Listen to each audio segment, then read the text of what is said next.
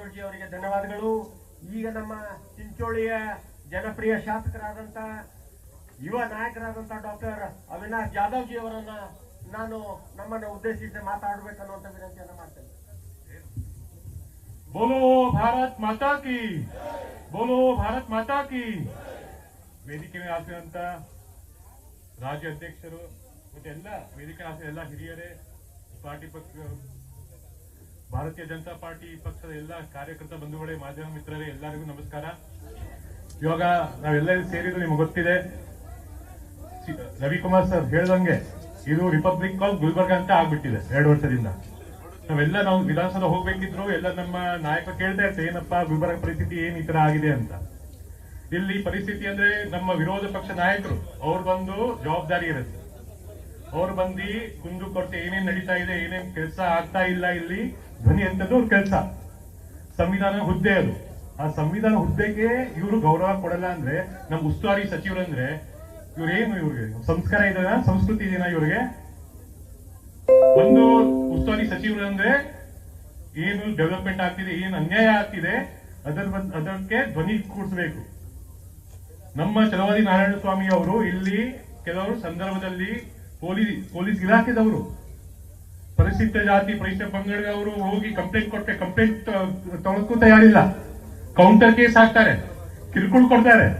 ಅದಕ್ಕೆ ಧ್ವನಿ ಎತ್ತಕ್ಕೆ ಛಲವಾದಿ ನಾರಾಯಣ ಸ್ವಾಮಿ ಅವರು ಬಂದು ಇಲ್ಲಿ ಗುಲ್ಬರ್ಗ ಅಲ್ಲಿ ಬಂದಿದ್ರು. ಮತ್ತೆ ಸುದ್ದಿಗೋಷ್ಠಿ ಹೇಳಿರ್ತಾರೆ. ಇವಾಗ ಇವ್ರಿಗೆ ನಮ್ಮ ಪಕ್ಷದ ಸಿದ್ಧಾಂತ ದೇಶ ಮೊದಲು, ದೇಶ ಆದ್ಮೇಲೆ ಪಕ್ಷ. ಆದ್ರೆ ಕಾಂಗ್ರೆಸ್ ಅವ್ರಿಗೆ ಅವ್ರ ಫಸ್ಟ್ ಪಕ್ಷ, ಆಡಳಿತ, ಹೆಂಗೆ ದಬ್ಬಾಳಿಕೆ ಮಾಡಬೇಕು ಅಂತ ಅವ್ರ ಸಂಸ್ಕಾರ ಅದು. ಅದೆಲ್ಲ ಗೊತ್ತಾಗ್ತಾ ಇದೆ. ಅದಕ್ಕೆ ನಾವೆಲ್ಲ ಒಂದಾಗ್ಬೇಕು. ನಾವೆಲ್ಲ ಒಂದಿದೀವಿ, ಎಲ್ಲ ಒಂದಾಗಿ ನಾವು ಇನ್ನೂ ಹೋರಾಟ ಮಾಡಿ ಪ್ರಿಯಾಂಕ ಖರ್ಗೆ ಅವ್ರಿಗೆ ತಕ್ಕ ಪಾಠವನ್ನು ಕಲಿಸಲೇಬೇಕು. ಇದು 1 ಸಾರಿ 2 ಸಾರಿ ಆಗ್ತಾನೆ ಬರ್ತಾ ಇದೆ.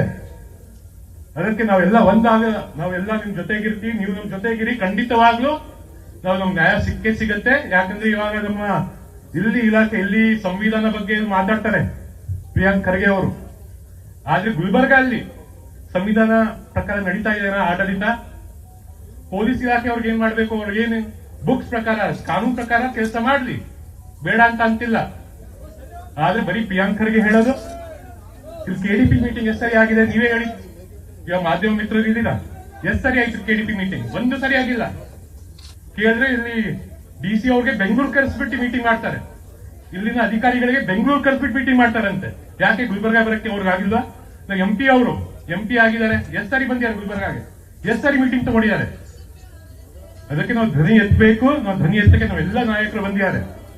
ಇಲ್ಲಿ ಯಾರು ಅಂಜೋದು ಏನಿಲ್ಲ. ಎಲ್ಲ ಒಂದಾದ್ರೆ ಅವರೇ ಇವಾಗ ಅವರೇ ಏನ್ ಮಾಡ್ತಾರೆ, ಎಲ್ಲ ಅವರು ಏನ್ ನಾಟಕಗಳೆಲ್ಲ ನಡೆಯಲ್ಲ. ಅದಕ್ಕೆ ತಮ್ಮೆಲ್ಲ ನಾವು ಹೋರಾಟ ಮಾಡೋಣ, ಎಲ್ಲಿವರೆಗೂ ನ್ಯಾಯ ಸಿಗತ್ತೆ ಎಲ್ಲಿವರೆಗೂ ಹೋರಾಟ ಮಾಡೋಣ ಅಂತ ಹೇಳ್ತಾ ನಾನು ಮಾತು ಹೋಗ್ತೀನಿ. ಧನ್ಯವಾದ. ರಾಜ್ಯದ ಕಾರ್ಯದರ್ಶಿಗಳು, ಕಲಬುರಗಿ ಗ್ರಾಮೀಣ ಕ್ಷೇತ್ರದ ಜನಪ್ರಿಯ ಶಾಸಕರಾದಂತಹ ಬಸವರಾಜ ಮತ್ತಿಮಡುಜಿ ಅವರು